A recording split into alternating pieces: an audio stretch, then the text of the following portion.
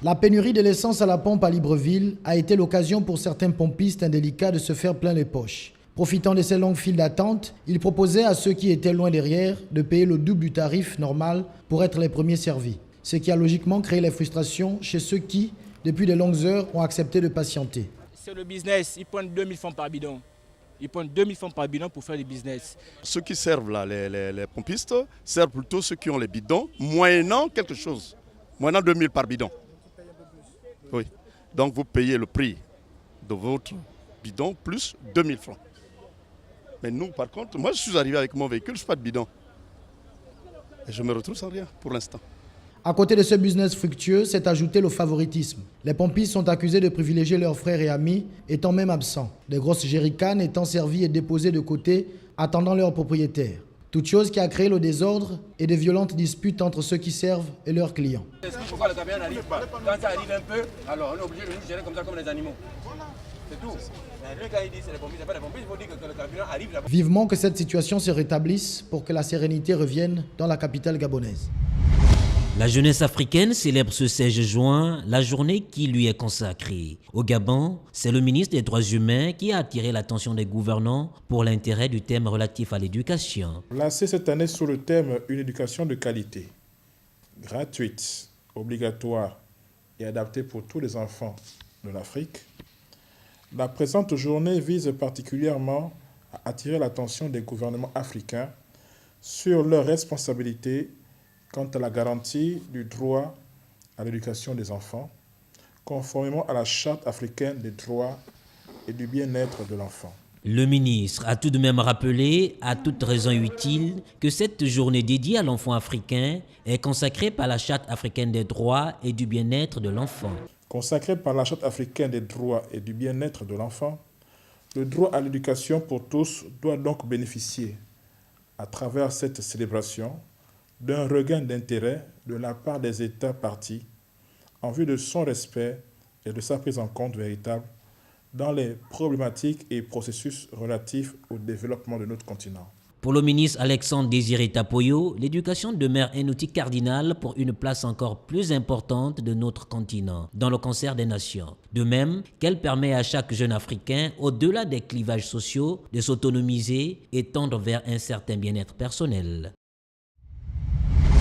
Le stade Erco 15 d'Ovando était le cadre choisi par l'association gabonaise de rugby ce samedi 4 juin pour abriter le challenge Jean-Pierre Juillat qu'elle a organisé en l'honneur de ce dernier qui fut le premier capitaine de rugby au Gabon dans les années 60. 6 clubs au total étaient présents. Cette association, pour un coup d'essai, c'est un coup de maître. Et le ministère, depuis 2 ans, a toujours appuyé, si vous voulez, la structuration de cette association. Moi, je les invite maintenant à tout mettre en œuvre parce qu'ils ont les clubs qu'il faut, ils ont les livres pour s'ériger en fédération et l'État va donner l'accompagnement nécessaire, notamment en termes de finances, comme on l'a toujours fait. Un challenge rehaussé par la présence de plusieurs hautes personnalités parmi lesquelles Jean-François Desmazières, ambassadeur de France au Gabon, et Mathurin Bidou, directeur des sports de haut niveau représentant le ministre empêché. Jean-François Desmazières a profité de l'occasion pour faire un don de ballon à l'association organisatrice et réaffirmer le soutien de l'ambassade de France dans cet événement, mais aussi au rugby gabonais en particulier. Il faut aider le rugby gabonais à décoller. Et puis en même temps, c'est le challenge Jean-Pierre Juillat. Et vous savez que Jean-Pierre Juillat, c'était un joueur de rugby. Il avait aussi amené le rugby au Gabon. Joué en 2 fois 15 minutes au lieu de 40, les équipes se sont affrontées en phase de poule. RCG l'a emporté 20-0 face à Rugby Fan, Erco 17-5 face à RCL, RCG 23-5 face au club de la garde républicaine, Erco à nouveau 14-5 face à Vautour, Rugby Fan 29-0 face à la garde républicaine et enfin RCL a clôturé en beauté cette phase de poule en l'emportant largement 31-0 face à Vautour. Une phase bien remplie qui laisse place aux 3 derniers matchs, à savoir le match de 3e place, la demi-finale et la finale. Après la phase de poule, la deuxième partie de ce challenge était les 3 derniers matchs qui ont vu s'affronter pour la 4e place Vautour et le club de la garde républicaine. Victoire de la garde républicaine 5-0. Erco déclaré forfait, c'est Rugby Fan qui occupera la 3e place. Et la finale qui a opposé Racing Club du Gabon à Rugby Club de Libreville a vu la victoire du RCG qui a ainsi remporté le challenge Jean-Pierre Juillat 2014 à la grande satisfaction de son président. Parfait, vous avez été admirable. Personne n'a ramené sa science. Ça a été du collectif.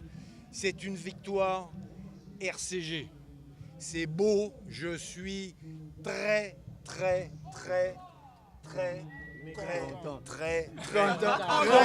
Et mes poulains, j'en suis forcément assez content, voire même très content, puisque on accède au plus haut niveau.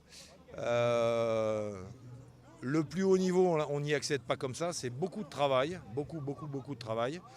On avait repris ce travail de formation, d'enseignement en tout début d'année, en janvier. Et voilà, ça paye et on est content. La boucle de ce challenge a été la remise des médailles et trophées. Le club de la garde républicaine, sorti 3e, a reçu le trophée de l'équipe Fair Play. Rugby Club de Libreville, le trophée du finaliste malheureux. Et c'est des mains du sponsor de la compétition que Racing Club du Gabon a reçu le trophée de vainqueur du challenge Jean-Pierre Julia 2014 dans sa première édition. Le rendez-vous a été pris pour l'année prochaine.